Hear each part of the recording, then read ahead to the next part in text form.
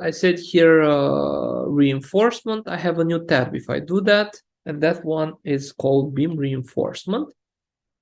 And I can reinforce maybe just the head, because this can be an approach, and then later continue with the mesh reinforcement or make your own bars, or not do it like that.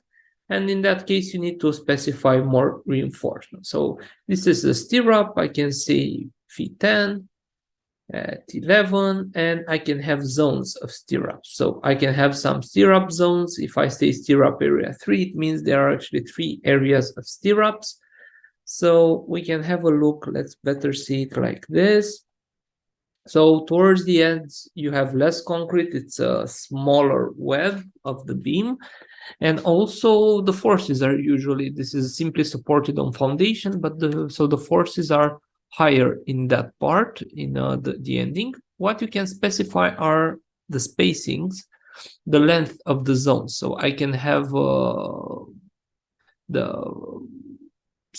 first stirrup area 1 meter, and the general spacing of stirrup is established here with stirrup area 2. I can say 0.2, for instance.